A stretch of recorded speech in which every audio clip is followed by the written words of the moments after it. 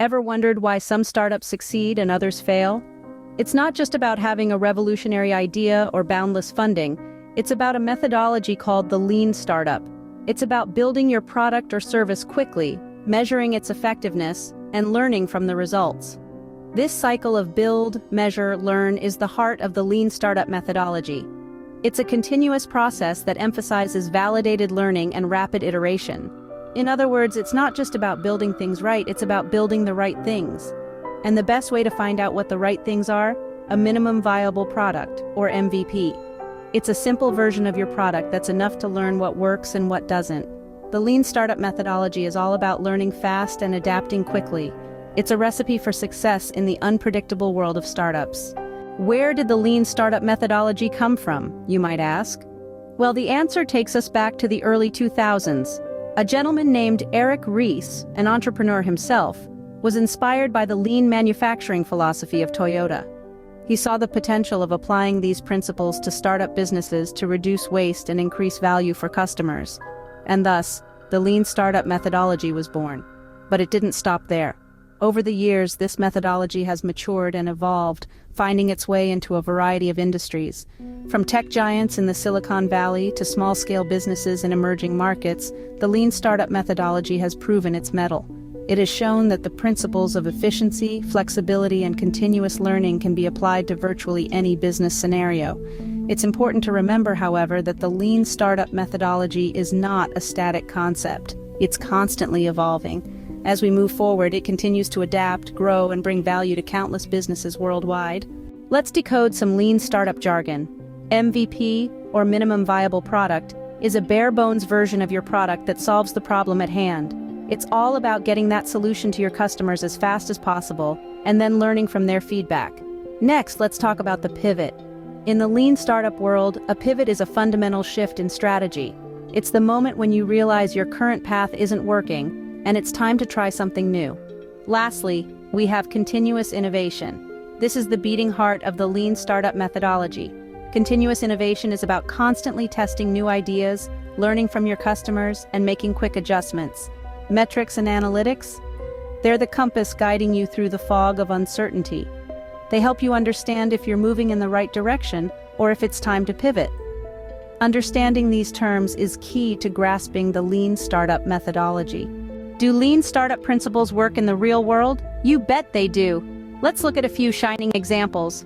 Dropbox, a tech giant today, started as a simple MVP. By using a video demo as their MVP, they gained 75,000 signups overnight. And it's not just tech. The lean startup methodology has even penetrated traditional businesses.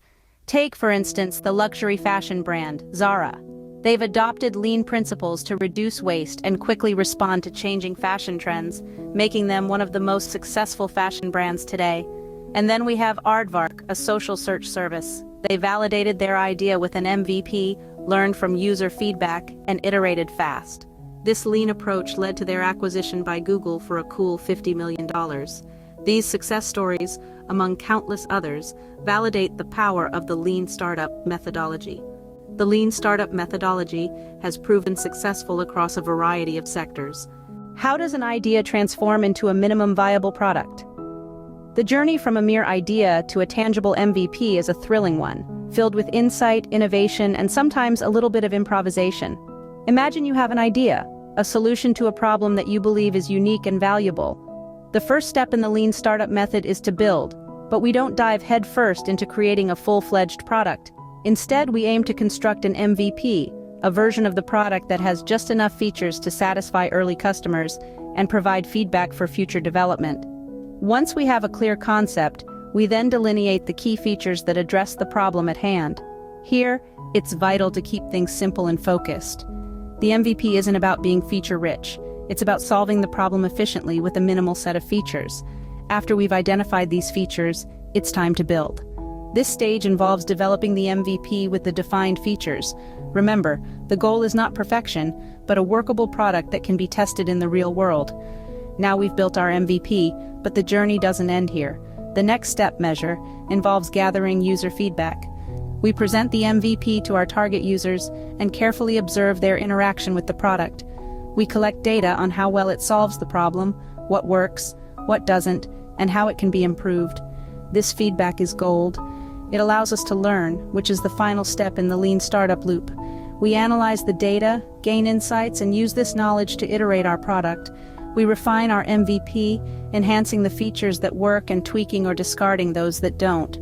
This process of build, measure, learn is repeated in quick, efficient cycles, enabling us to continuously improve our product based on real-world feedback. It's a dynamic process, one that breathes life into our idea and transforms it into a solution that genuinely adds value to our users. An MVP is just the beginning of the lean startup journey. It's the starting point, a launchpad from which we take off, guided by the invaluable feedback of our users and the relentless pursuit of validated learning. What do you do when your original plan isn't working? This is where the concept of pivoting in the lean startup context